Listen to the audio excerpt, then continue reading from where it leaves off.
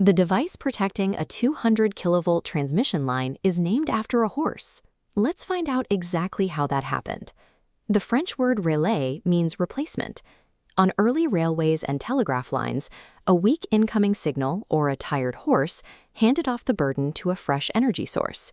That concept is successive relief. Today, the IEEE defines a relay as an electrically operated switch where one circuit measures and a completely separate second circuit controls. Those two paths, the measurement input and the trip coil, never physically touch. Wiring the trip output through the measurement circuit is a dangerous mistake. A 5-amp measurement terminal will instantly melt if subjected to the violent fault-clearing current meant for the breaker. The relay is simply the brain that detects and decides. It relies entirely on the circuit breaker, the fist, to physically halt the energy. That brain requires a 5-member protection team to function. You have sensors acting as eyes, relays as brains, breakers as muscle, interconnections as nerves, and station batteries as the heart. During a massive 3-phase fault, the AC voltage across the substation drops to 0. In that moment, the entire system relies on the backup DC station battery to power the trip action. Copper interconnections, the physical wiring between these devices, represent the highest risk of misoperation in legacy substations. A modern relay is sealed and tested, but the hand-belt wiring between them is prone to error. To solve this, the industry is transitioning from hardwired physical limitations to software-defined digital grids. But before examining how digital grids fail, we must define the core engineering paradox that governs every power network on Earth. Every protection scheme balances 5 competing pillars: selectivity, reliability, speed, simplicity, and economics. Maximizing any one of these goals mathematically degrades another. The reliability pillar is split into 2 warring factions. Dependability is the guarantee to trip during a real fault. Security is the guarantee to stay quiet during everything else. Increasing sensitivity to catch low-level faults makes a relay more dependable, but it simultaneously destroys security by lowering the relay's tolerance for measurement errors, or even a harmless inrush current. Redundancy is the only way to elevate both dependability and security at once, typically by deploying fully independent Main 1 and Main 2 systems. However, placing 2 identical relays on a single DC bus is a fatal design flaw. A single firmware bug or battery failure will take out both mains simultaneously. Because every relay trades security for dependability, engineers cannot rely on simple current thresholds. They must measure absolute physics. Standard overcurrent logic often fails on long transmission lines. Because power generation changes hourly, the amount of fault current can fluctuate too close to normal peak load levels to be detectable. Distance relays solve this using the odometer principle. While fault current varies like fuel consumption, the line's impedance is a fixed physical distance dictated by geometry. This chart shows an RX impedance plane. The relay continuously divides measured voltage by current to calculate impedance. When a fault occurs, that point plots directly inside this circular zone boundary. We restrict that Zone 1 reach to 80% of the line. This margin prevents instrument errors from causing the relay to overreach and accidentally trip the neighboring circuit.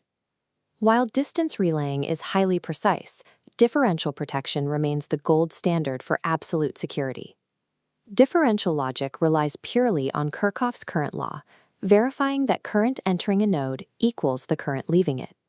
This eliminates the need for complex time grading or distance estimation. Legacy substations required massive copper trenches and miles of physical wiring to carry basic status and measurement signals.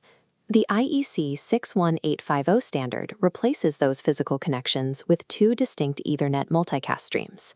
The first is goose messaging. This is an event-driven binary signal used for trips. By bypassing the TCP/IP stack and mapping directly to Ethernet Layer 2, it executes commands in under 4 milliseconds. And the second is sampled values, or SV, the dense, continuous stream of digital CT and VT measurements. Digital measurements require absolute precision. Just 100 microseconds of clock drift across the network generates a 3% false differential current. Digital substations successfully eliminate copper wiring failures, but they replace them with the unforgiving demands of network bandwidth and microsecond synchronization. while the digital transition solved the copper problem, the rise of inverter-based resources is now breaking the very physics of fault detection. A synchronous generator delivers brute force fault current up to 10 times nominal, but inverter-based resources have a stunted output that barely reaches 1.5 times nominal, completely overlapping with normal peak load. This low current renders traditional overcurrent elements entirely blind, as they can no longer distinguish a fault from a heavy load. Furthermore, inverter firmware actively suppresses negative sequence current to protect internal components. Without that negative sequence reference, directional elements and phase selection algorithms cannot determine if a fault is forward or reverse. The relay is perfectly healthy, and the network is functioning, but the grid's protection is mathematically blind to the fault. When a major disturbance hits, massive generating machines can swing apart and recover. This is a system-wide power swing. A fault jumps to its impedance in milliseconds, but a power swing locus drifts slowly across the plane, potentially passing straight through an instantaneous zone boundary. The NERC PRC 026 standard mandates blocking distance relays from tripping during these stable recovery swings to prevent a local event from spiraling. Failing to differentiate a slow swing from a fast fault is exactly how a localized disturbance escalates into a cascading blackout. Grid defense has evolved from 1830s mechanical relief stations to hardwired copper logic, and now to sub-millisecond digital streams. Fault signatures are no longer dictated purely by Faraday's law of induction. They are now determined by inverter firmware and complex grid codes. The catastrophic societal cost of failing to master the dependability versus security trade-off is written in the darkness of the 2003 blackout. The modern mandate now requires mastering physical limits, deterministic network latency, and the rigorous mathematics of wide area monitoring. The stability of the modern world now rests on these uncompromising algorithmic guardians.